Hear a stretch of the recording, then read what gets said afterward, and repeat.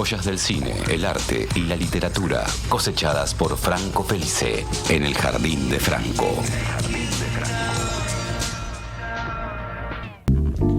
Esta es la cortina que suena cuando empezamos a transitar, a dejar huellas en los senderos del Jardín de Franco, el Jardín Botánico de la Literatura, el Central Park de las bibliotecas a nivel global, el Jardín del Edén, pero con Franco en lugar de Adán y Eva. Hola Franco, ¿cómo estás?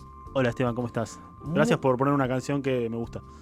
Hablamos De Hershey Box de Nirvana, me gusta mucho. Estamos más cerca musicalmente que nunca.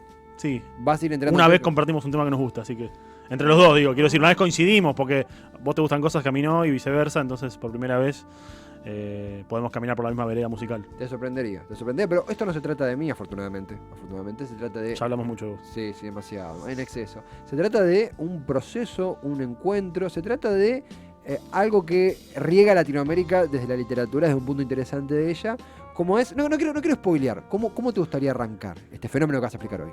Primero tomando la última palabra que acabas de decir, o una de las últimas, que es fenómeno, o por lo menos proceso, porque creo que son términos bastante abarcativos para explicar valga la redundancia, proceso, claro, que cuenta de muchos años, que cuenta de varias décadas, de muchos estudios y de muchas perspectivas diferentes que lo han abordado, como te dije antes.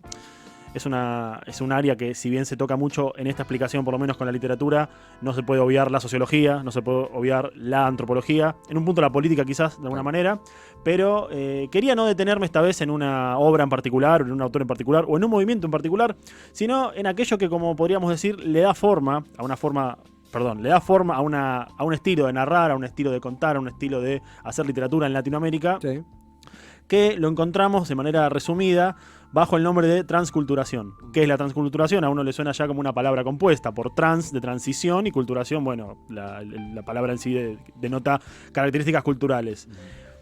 Podemos hablar, como te decía antes, de esta especie de entramado sociológico, antropológico, literario que se empieza a dar en Latinoamérica. Yo te diría que después de la Primera Guerra Mundial, ¿no? Porque después de la Primera Guerra Mundial podemos decir que no nos vamos a detener en todo lo que es el mundo, porque sería un programa largo y aburrido.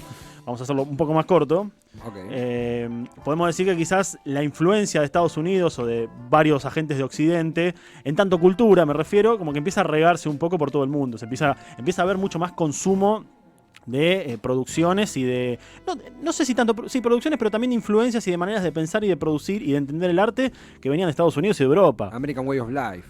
Exactamente, era como un poco un reguero de este sueño, no sueño americano, porque ahí ya nos remitimos a otra cosa, pero esta manera de entender la literatura y de entender el arte desde una perspectiva, diría un profesor mío, colonizadora, ¿no? Como diciendo, bueno, vamos a imponer esto. Entonces se empieza a hablar un poco de qué, en una primitiva mirada sociológica, en una primitiva mirada antropológica, se empieza a estudiar un poco el lugar que empiezan a tener los escritores y los artistas de, ya esto después de finalizar la guerra, ¿no? Década del 20, fines de la década del 20, se empieza a discutir, bueno, qué papeles y qué oportunidades y qué caminos les queda a aquellos artistas emergentes o a aquellos artistas no tan emergentes, pero que ya tienen una producción asentada, que viven en América, que son americanos, pero no me refiero a la América de las grandes metrópolis, no te hablo de Buenos Aires, quizás Bogotá, Río de Janeiro en ese momento, sino que te hablo de regiones de esos países, de Argentina, de Colombia, de México, de Perú, pero de zonas que son como muchísimo más periféricas, claro, y que al ser más periféricas tienen esa suerte de, o mala suerte de captar por aquellas ciudades puerto que las anteceden en tráfico de influencias, son como aquellas que están más vulnerables a la captación de agentes externos que amenazan con, de una manera un poco trágica quizás, destruir su cultura, ¿no? Es como vos imaginate en un pueblo de Colombia, en Arequipa, en Colombia, un lugar muy poco desarrollado en la década del 20, del 30, que lleguen influencias colonizadoras que llegan desde Bogotá y que, bueno, va a barrer con toda su cultura. Entonces la gente que escribía sobre... recuerdo de niñez, o habría gente que escribía sobre la vida de los indios, sobre todo. Acá el movimiento indigenista es muy fuerte. O que incluso gente que escribía sobre su región. No olvidemos, y acá haciendo un raconto con la columna que hablé alguna vez sobre Horacio Quiroga, recordemos que Horacio Quiroga se lo consideraba un regionalista, un escritor que tomaba la naturaleza como influencia. Claro. Bueno, en este escenario que estamos hablando de esta llegada de influencias culturales de afuera, está muy presente la idea del regionalismo, porque recordemos que estamos hablando de Latinoamérica, ¿entendés? De zonas donde la principal o quizá la más grande fuente de influencias de cosmovisiones venía por parte de la tierra. Entonces teníamos poetas que le escribían a la tierra, teníamos poetas que le escribían a la Pachamama, a un montón de cuestiones, y veían amenazada quizás o diezmada su capacidad para seguir produciendo, siendo que venían ahora influencias de Estados Unidos y de Europa, principalmente todo esto en el ambiente de la posguerra. Claro. ¿Qué pasa entonces?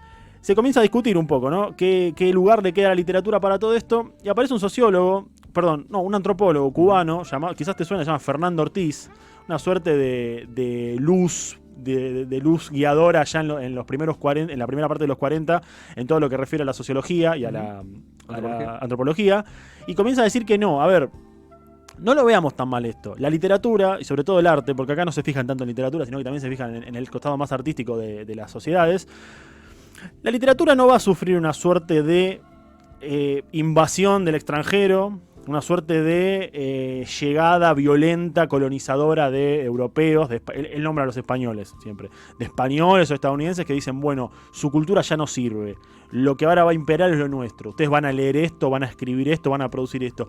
Eso no es tanto lo que pasa, sino que más bien lo que pasa, y ahí es cuando empiezan a acuñar el término transculturación, lo que pasa aquí es que sucede un intercambio, desigual a veces, es cierto, un poco con mucha más presencia por parte de estos agentes externos que de los agentes internos. O sea, da a entender, por ejemplo, que no puede ser, no es posible que una potencia mundial venga a una zona periférica de Latinoamérica, de Colombia, por ejemplo, o de Perú, que son los países que él también menciona mucho, y se lleven menos cosas de lo que ellos traen. O sea, es como que es un poco raro que en Cuba se colonice a un español y se lleve influencias de Cuba a España. Claro. Sino que suele ocurrir al revés. Entonces dice, bueno, ¿cómo afecta todo esto a nuestra producción literaria? Y ahí se empieza a hablar de algo que vos me mencionaste un poco antes, que lo mencionaste quizás por encima, que es una idea de... Todo esto estamos hablando en periodos de cada 10 años. O sea, se publica todo esto, se empieza a hablar de la llamada transculturación. Y te podría decir que vos que antes me mencionaste el realismo mágico. Sí, ¿no? fuera del micrófono. Fuera del micrófono me hablaste del realismo mágico porque uno habla de Colombia, uno habla de Latinoamérica, uno habla de influencias. Y es como que el realismo mágico, que es una corriente literaria que es la protagonista de lo que se llama boom latinoamericano, que el boom latinoamericano fue no solamente un suceso literario, sino que fue un suceso cultural enorme. Justamente la palabra boom latinoamericano explica que un conjunto de escritores latinoamericanos, colombianos, peruanos, algunos argentinos, pero más que nada colombianos, peruanos, chilenos, instalan una manera de narrar y comienzan a justamente generar un boom, que el boom, la palabra boom viene tanto de la mano de el movimiento que generan, que es este realismo mágico, este estilo literario que ellos empiezan a practicar, como también la enorme cantidad de ventas. O sea, hay un éxito comercial enorme ahí, pero un éxito comercial colosal y en el que se pone a Latinoamérica en el mapa de la literatura, porque antes del boom latinoamericano, sí, había gente que, obviamente, por supuesto que había muchísima, pero muchísima literatura en Latinoamérica, pero algunas regiones como Colombia, como Perú, no habían tenido ese gran impacto que había tenido, por ejemplo, Argentina. Argentina le saca muchas décadas de ventaja en cuanto a influencia cultural literaria por, bueno, mencionadísimos autores. No sé, se me ocurre uno, el más fácil, Borges. Empecemos por ahí. Pero en la década del 60 comienza a expandirse un poco más esta cuestión. Y hay un autor muy, muy conocido que, bueno, lo hemos leído todos, lo conocimos y me parece que, si bien la columna no se centra en él, sino que se centra en todo el proceso de la transculturación, me parece que el ejemplo más acabado y más perfecto para explicarlo es él, que es Gabriel García Márquez. Gabriel García Márquez, que nace en la década del 20 en Colombia, en un pueblo también muy... Atacama. Cartagena de Indias. No recuerdo el pueblo de nacimiento, pero sé que él se asienta ahí. Se asienta en Cartagena de Indias, que es un lugar bastante periférico de Colombia. Sí. No sé si hoy en día, pero en la década del 20, si no me equivoco, García Márquez nace en el 27, o alrededor por ahí, fines de la década del 20.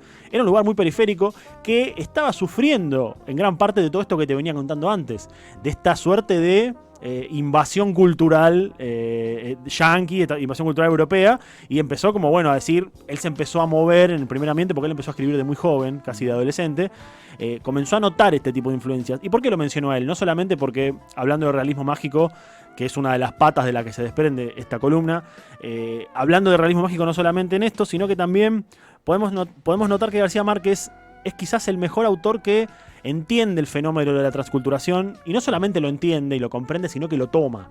Él dice, bueno, nosotros, ¿por qué los escritores? Hay una entrevista muy famosa que le hacen en los 60, 70, que dice, lamentablemente no hay todavía ningún escritor colombiano que haya escrito una novela inspirada en James Joyce, el autor del Ulises, ¿no?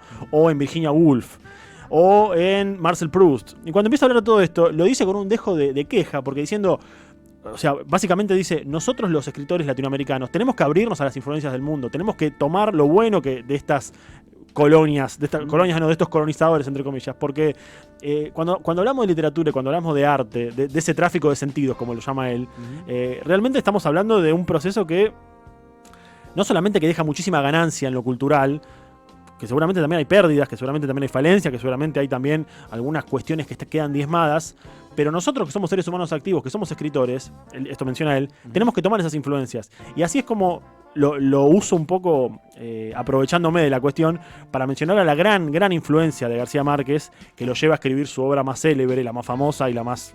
Creo que es uno de, si no me equivoco, es el segundo o tercer libro más vendido en español de la historia después del Quijote. Que, bueno, García Márquez instala, digamos, o termina de redondear su propuesta de realismo mágico en 1982 con la publicación de 100 años de soledad.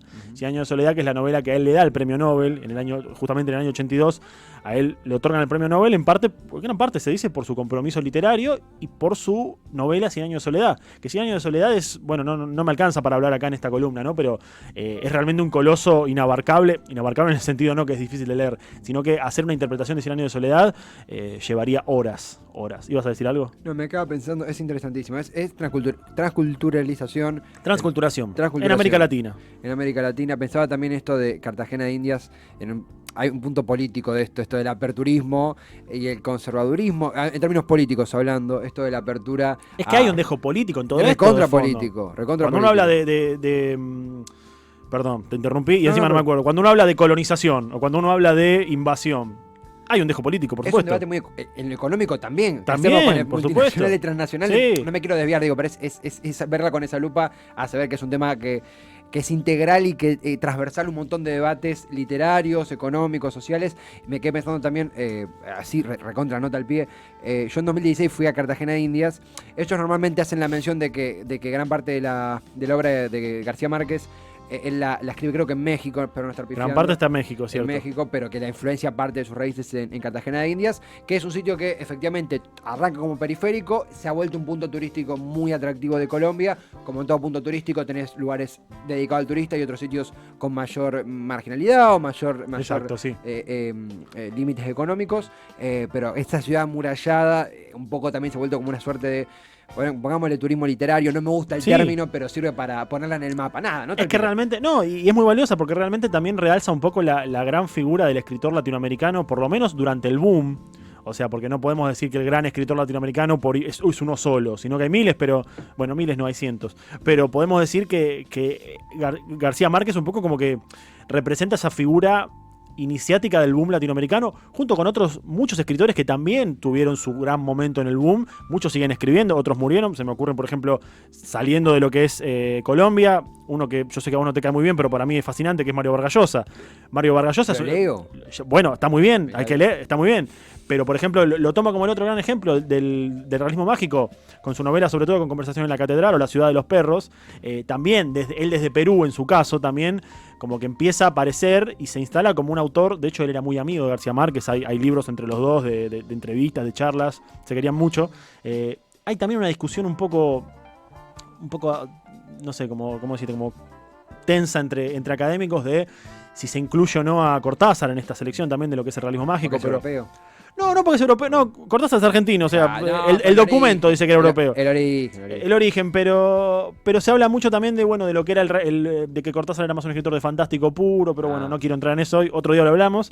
Pero bueno, también José María de Arguedas, un escritor peruano que escribió quizás una de las 3 mejores novelas peruanas de todos los tiempos, que es Los Ríos Profundos, donde también se habla mucho de la transculturación. Novela increíble, la recomiendo, Los Ríos Profundos. Podríamos decir que quizás García Márquez, Juan Carlos Onetti en Uruguay también, junto a Cadáver. Onetti, un escritor maravilloso, un cuentista impresionante, nunca hablé de él, tendríamos que hacer una columna sobre Onetti.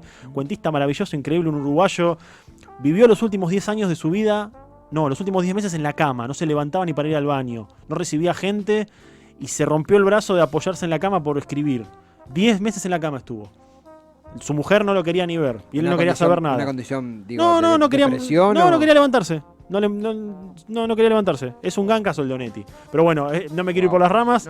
Merece columna. Merece columna aparte, pero también junto a Cadáveres es una novela impresionante de Onetti. Pero un poco como nucleando todo este tipo de escritores que van saliendo de fines de la década del 50, comienzo del 60, ya los 70, que explotan con este fenómeno llamado el boom. No podía no hacer la mención obligada y súper importante de Gabriel García Márquez, porque como te decía antes, García Márquez entiende muy bien este fenómeno de la transculturación y esto de tomar y de dar, y él hace algo para mí maravilloso, como el género que practica, que es que él toma muchas influencias de un escritor, de uno de mis escritores favoritos de toda la vida, un escritor norteamericano que escribe entre la década del 30 y la década del 50, que es William Faulkner, autor del Ruido y la Furia, de Absalom, de Santuario, innumerables cuentos. William Faulkner es un escritor maravilloso que es como una suerte de maestro, entre comillas, maestro a distancia de García Márquez, porque García Márquez toma muchísimos rasgos de él, como por ejemplo la idea de que toda una novela o todo su marco ficcional y sus relatos transcurran en un pueblo. En el caso de García Márquez es Macondo. En el caso de Faulkner es Chopawanatma, que es un lugar muy pequeño del sur de Estados Unidos. Es como el gran escritor del sur de Estados Unidos. Faulkner, un tipo que se lo ha acusado mucho de racista porque es como su literatura es eso, es el sur. No, pero es un escritor de los 40 en el sur de Estados Unidos, nieto de esclavistas. Y bueno, hay mucho de eso en su literatura, pero que vio muy bien la historia que pasaba en ese momento. Y esta relación entre García Márquez y Faulkner a mí me parece alucinante, porque no solamente toma esta influencia de, el lugar, creo mi propio barrio, mi propio pueblo, mi propio mundo, sino que esta cosa de la multiplicidad de personajes, los árboles genealógicos, las muchas voces. O sea, 100 años de soledad de García Márquez no es una novela que tiene una sola voz, sino que son como varias voces que van contando la novela, van contando diferentes historias y que, todas tienen un parentesco, todas se llaman igual, Aureliano Buendía. Y estos son rasgos característicos de Faulkner, pero a morir. Y García Márquez nunca discutió eso, porque justamente entendía la importancia de la influencia, la importancia de la transculturación en América Latina, y cómo un escritor como él, que había nacido en la periferia, puede verse reflejado o puede tomar cosas de un escritor que nació, por ejemplo, en el caso de Faulkner, en Estados Unidos, que era de una familia rica. Pero aún así, esa semilla de la transculturación y de las influencias desde allá hacia acá fueron creciendo muchísimo, y como ya te dije, yo me centré más en Colombia, quizás en Perú, porque son como los casos más paradigmáticos, pero en Argentina también tenemos casos, como hablamos de Cortázar, se mencionan influencias así en todo tipo de manifiestos literarios, y está bueno también entender que ya cuando hablamos más, acá sí me pongo un poco más en la vena de la sociología, el concepto de identidad, ¿no? El concepto de cultura, o en antropología, el concepto de la cultura y la identidad, cómo estas voces calladas de acá, o estas voces tímidas de Latinoamérica, toman la voz de el invasor, por así decirlo, vamos a decirlo en términos de profesor, el colonizador. Pero ¿qué hacen con eso? Tienen un movimiento inteligente que es gracias a esa voz que se les da cuenta en su historia.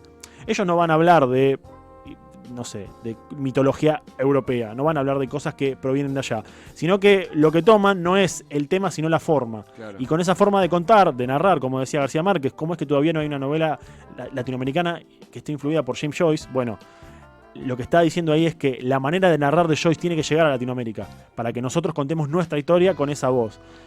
Cuando uno dice con esa voz, no es por ponerse abajo, porque sí, es porque él lo hizo primero. No es subordinarse. No es subordinarse. Influenciarse. Es influenciarse, exactamente, claro. Pero a su vez es entender el intercambio cultural, que claro. Después se desarrolló y que pasaron cosas buenas, pasaron cosas malas, pero ya nos vamos de mambo ahí en lo que es la literatura. Pensándolo desde lo literario, hay que entender la importancia de la transculturación, porque no es solamente un proceso que trajo a colación influencias y nuevas literaturas, sino que le abrió el panorama literario a varios países de Latinoamérica para que al día de hoy son todos leídos, para dar a conocer, como te dije antes, con su voz, pero con quizás las herramientas de afuera, su propia historia, su propio relato, poder contar la historia de pueblos indígenas que en Estados Unidos ni sabían lo que era, o que en Europa no sabían ni lo que era.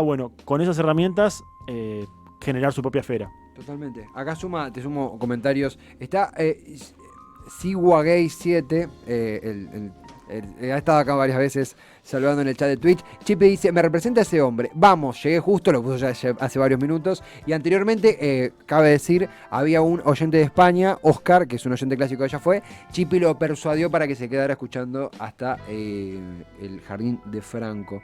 Es un agente de inteligencia, Chipi. Vos tenés gente que realmente te sigue y gente que mataría por vos. Puede ser, ya soy internacional. No has de gestar un Chapman, espero. No, espero que no. Espero que no. Espero que no. La verdad que es un poco... A ver, yo lo llevo a la beta política no porque soy tremendamente monotemático. No, pero porque es interesantísimo, porque es un debate que constantemente se cruza en la facultad, esto de qué hacemos con las influencias económicas de afuera. Musicales también, digo, es inmenso. Por supuesto. Y no existiría el rock, por así decirlo. O sea. No, total. Y además... me ha pasado cuando nos topamos con autores que hemos leído en el secundario, digo, en un contexto diferente, uno no sé si puede leer por placer en el secundario, seguramente que sí. Hay un programa, también una currícula, hay una profesora, hay un criterio, que será debate de otro sitio. Pero es interesante ver esta mirada que está por detrás de los libros, por detrás de las publicaciones, por detrás de la historia, que son el tráfico de influencias, el tráfico de menciones, y me parece que, lo digo realmente, de no estar así intercambiando con alguien que estudia letras, que se mete en la parte académica, en la reunión académico, y lo ablanda para los que no estamos en tema y nos cuesta un poco más, sería imposible. Ahí está como el punto clave de la columna siempre. Sí, pero ahí está, columna esa típico. tensión. Yo justamente cuando lo pensaba de esa manera, y no puedo evitar nombrarlo rapidito, a Quiroga. Porque Quiroga, Horacio Quiroga, que hemos hablado de él, el escritor argentino, sí. No era argentino, era uruguayo, pero bueno, vivió en la selva formoseña. Él decía, bueno, ahora que viene esta gente de afuera, ¿qué hacemos nosotros los argentinos o los uruguayos? ¿Qué hacemos los latinoamericanos con nuestra historia? Claro. Quiroga era como muy pesimista en ese sentido. Era como, no, bueno, ahora se vienen los barcos con los españoles, con los estadounidenses. Con su hegemonía. Con su hegemonía, listo, ya está, no hablamos más de la tierra. Claro. Y él, que era un regionalista furioso, que le escribía a la selva, le escribía al bosque, le escribía al río, veía quizás amenazada su autonomía. Era como, no, bueno, se viene. Por suerte hubo estudios después que demostraron que esto no era así, pero está bueno también ver, me parece a mí, algo súper rico es entender y escuchar la postura de los autores de ese momento, claro, de la amenaza para ellos, sobre todo Quiroga. Quiroga era como, yo me lo imagino comiéndose las uñas, encerrado, diciendo, nadie me va a leer porque ¿quién va a querer leer un tipo que le escribe a un tigre? Yo no lo contradecería igual a Quiroga. Yo tampoco, porque te mete un tiro, ¿viste? Sí, saca la escopeta y dice, no, la limpié y te mata. Y te dedica un cuento. Te escribe un cuento, claro. Pero bueno, la voz de él me parece que era muy interesante en eso, y como siempre, siendo que esta columna quizás no tenía un autor específico, o no tenía quizás un tema específico, sino más bien un desarrollo, me parece importante recalcar la idea quizás de recomendación de que lean a García Márquez, que lean a Onetti, que lean a Vargas Llosa, aunque Esteban no quiera, que lean a Arguedas, un montón de escritores latinoamericanos de ese momento. Vamos a centrarnos en ese momento de expansión y de boom, porque si no sería inmenso todo esto. Pero Junta Cadáveres de Onetti, 100 años de soledad, cualquier cuento de García Márquez, Relato de un náufrago se me ocurre también. ¿El libro que más te gustó a vos de Vargas Llosa cuál es? El Cinco Esquinas. Cinco Esquinas, bueno, es una gran novela, Cinco Esquinas también. Conversación en la catedral. Es muy reciente, Cinco Esquinas es muy reciente. Me pasa algo, lo leí en un contexto buscando datos históricos porque, bueno, Vargas Llosa se metió en política, fue candidato a presidente, llegó en segunda vuelta.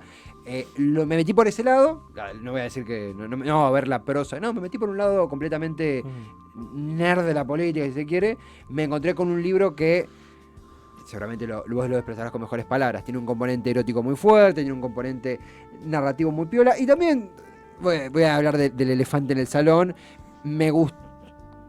Me necesitaba un poco romper esto de, bueno, este es conservador. A ver qué opina el conservador de las bolas. No, obviamente porque es un autor y el pacto de lectura no incluye decir, bueno, yo no leo a este tipo porque no me gusta cómo piensa. Totalmente, sería una estupidez supina. Y además es un referente. Sí, es un tremendo. Cuando hablamos de literatura latinoamericana es un nombre obligado. Está a la par de García Márquez. Entonces, entender eso. Tengo entendido que es más lo que tengo por leer que lo que ya leí. Así que una persona que un fiel adherente a Vargas Llosa seguramente diga que Cinco Esquinas es de lo más flojito. A mí me pasa que me pegó en un momento. Por eso, sí. Sí, de hecho los vargalloseros posta. Cinco Esquinas la odian, creo. Consideran que la obra de Vargas Llosa nace en su mejor momento y que va bajando. Sí. Que ya el Vargas Llosa de los 90, o sea que el Vargas Llosa bueno de los 60, 70, 80, ya los 90 era como, ¿qué le pasa a ti? Que lo que escribe ahora no le gusta a nadie. Camina la cancha.